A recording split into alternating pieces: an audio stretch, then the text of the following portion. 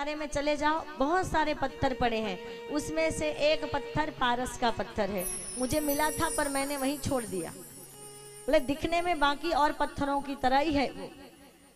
नदी वहां से जाओ और उस पारस पत्थर को तुम ढूंढ लो, और उससे क्या होगा, तुम लोहे को छुलाओगे तो लोहा सोना बन जाएगा।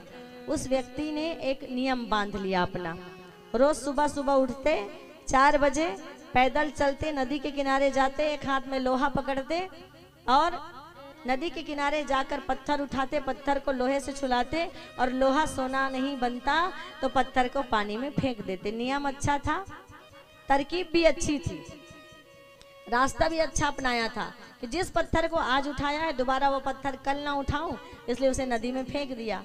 और हम मानव की एक आदत है, आदतें हटीली होती है, एक बार अगर बन जाए आदत तो कि 2-4 बार हम किसी काम को कर लें तो वो हमारी आदत में बदल जाती है। अब इसका नियम बन गया, रोज आता, पत्थर उठाता, लोहे को छुलाता, पानी में फेंकता, लोहा लोहे का लोहा ही रहता। ये नित्य का नियम बन गया। 3 साल हो गया, रोज सुबह आता, आज कम से कम पारस का पत्थर मिल जाए, पत्थर उठाता, लोहे से छुलाता, पानी में फेंकता। 5 साल गुजर गया। 5वें साल में एक दिन ऐसा आया, आदत बनी हुई थी, पत्थर उठाया, लोहे को छुलाया, पानी में फेंका, जब तक लोहे पर नजर पड़ती, इससे पहले तो वो पत्थर फेंक चुका था और ये हाथ का लोहा सोना बन गया था। आदत थी, अभ्यस्त हो गया था। आया, पत्थर उठाया, छुलाया, पानी में फेंका, बाद में लोहे को देखा कि वो लोहा सोना बन गया था। अब हाथ मलाए और सिर धुने, इसी को कहते हैं लालच बुरी बलाए, अब पछताए होत क्या जब चिड़िया चुग गई खेत। बाद में नजर पड़ी, अरे ये तो लोहा सोना बन गया है। अब वो मेरे 5 साल की मेहनत के बाद आज वो पारस का पत्थर मेरे हाथ में लगा था, लेकिन मैं कैसा मूर्ख, बिना लोहे की तरफ देखे कि वो सोने में बदल गया है, मैंने उस पत्थर को नदी में फेंक दिया, सिर को पटक कर रोने लगा। मेरे भाइयों बहनों, जिस प्रकार से वो पारस का पत्थर हाथ तो आया पर अनजाने में भूलवश वह व्यक्ति उस पत्थर को पानी में फेंक देता है। उसी प्रकार अनेकों जन्मों की यात्रा करते करते आज ये सुंदर मानव का जीवन मिला है। और जिस प्रकार से वो पत्थर को पानी में फेंक दिया, उसी प्रकार से हम भी इसे क्या कर रहे हैं, काम में, क्रोध में, ईर्ष्या में, द्वेष में, लोभ में, इस दुर्लभ जीवन को गंवाते हुए चले जा रहे हैं। इस जीवन में केवल इतना ही कर लेना है, ये अच्छाइयों को धारण करें और बुराइयों का त्याग करें, यही जीवन की सबसे बड़ी साधना है। फिर आराधना होती है समाज की। आराधना का अर्थ होता है सेवा, और सेवा का अर्थ होता है किसी के भले के विषय में सोचना, दूसरों के भले के विषय में सोचना, ये सेवा हो कहलाती है। रुक्मणी मैया का ब्याह जो है भगवान बांके बिहारी कृष्ण कन्हैया के साथ हुआ, द्वारिकाधीश के साथ हुआ। और भगवान के और ब्याह हुए कितने, 16,000 और 107, एक रुक्मणी मैया को मिला के 8, 16,000 और 108 ब्याह हुए भगवान के। कई लोग सोचते हैं 16,108 ब्याह भगवान ने कर लिया, हम 2 कर लें तो क्या। जिस प्रकार पत्नी के लिए एक पतिव्रत धर्म का पालन कहा गया है, उसी प्रकार भाइयों के लिए भी एक पत्नीव्रत धर्म का पालन कहा गया है। और भगवान की बराबरी हम कर नहीं सकते। भगवान ने 7 दिन में पूतना को मार दिया था, अपनी कनिष्का उंगली में गोवर्धन का पर्वत उठा लिया था। हमसे तो 5 किलो का पत्थर नहीं उठाया जाएगा पूरे दोनों हाथ में, तो हम उनकी बराबरी नहीं कर सकते। उनकी हर लीला में एक शिक्षण है, उनकी हर लीला में एक उपदेश है कि मटकियां भी फोड़ी तो इसलिए फोड़ी कि कंस को कर नहीं देना है।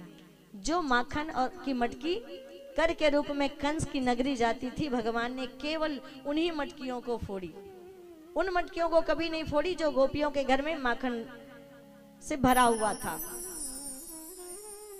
तो अद्भुत है भगवान की लीला। ने जो कहा है उसे करो। अर्जुन ने कहा करिष्ये वचनम तव, आप जो जो करते हैं वो मैं नहीं करूंगा भगवान, आपने जो जो कहा है वो सब मैं करने के लिए तैयार हूं।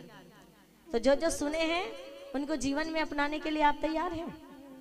अर्जुन ने कहा गीता सुनने के बाद 18वें अध्याय में, करिष्ये वचनम तो नष्टो मोह स्मृति लब्धा तत्प्रसादान्मय अच्युतः, कि अब मेरा मोह नष्ट हो गया है। आपके गीता का उपदेश सुनकर मेरे अंदर की अज्ञानता चली गई है, मेरे अंदर का मोह भंग हो गया है, मुझे पता चल गया है। अब मैं आपने जो जो बातें कही है मुझे करने के लिए, उन सब बातों को मैं करने के लिए तैयार हूँ। तो आप लोगों ने भी तो बहुत सारी बातें सुनी है, और बहुत सारी बातों में कम से कम कुछ जो चीजें हैं उसे जीवन में जरूर धारण करके चलिएगा। रुक्मणी मैया के ब्याह के बाद भगवान का और ब्याह हुआ जामवंती, भालू की बेटी के साथ। जामवंती बोले भालू की बेटी के साथ? परीक्षित को बड़ा आश्चर्य हुआ, भालू की बेटी के साथ कैसे ब्याह? बोले पूरी कटक मणि थी, स्यमंतक मणि की रोज 10 घंटे पूजा होती और 2 क्विंटल रोज सोना निकलता।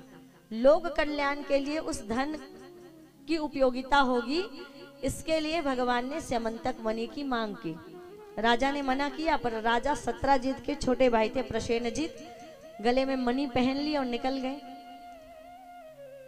हिंसक पशुओं ने प्रसेनजीत को मार डाला और तब हड्डी के ढांचे पे वो मणि चमक रही थी। जामवंत ने देखा, वन में रहते थे, मणि उठा ली, अपनी बेटी जामवंती के गले में पहना दी और चोरी का इल्जाम लग गया भगवान कृष्ण के ऊपर।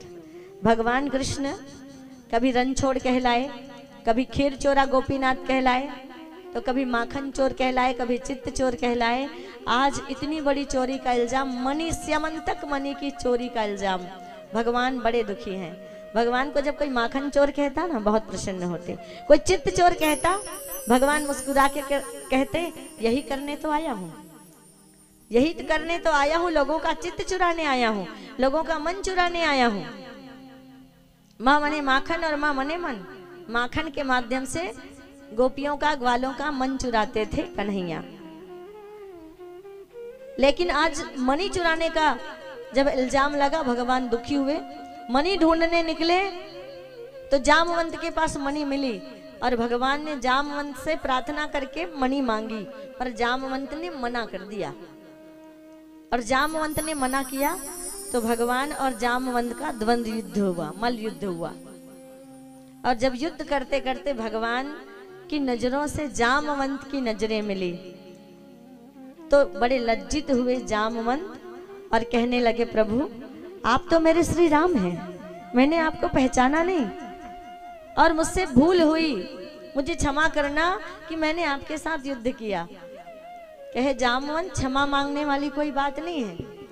एक बार याद है जब मैं उदास बैठा था तो तुम आए, और जब लंका में युद्ध चल रहा था मैं परेशान बैठा था, तुम आए और तुमने मुझसे कहा था कि भगवान चलो आपका और मेरा 2-2 हाथ का युद्ध हो जाए, द्वंद्व युद्ध।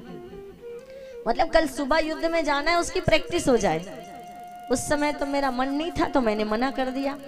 पर कोई भक्त अगर आकर मेरे सामने अपनी इच्छा कहे, अपनी इच्छा रखे, अपनी इच्छा प्रकट करे और वो इच्छा मैं अगर तत्काल पूरी ना कर पाऊं तो क्या हुआ?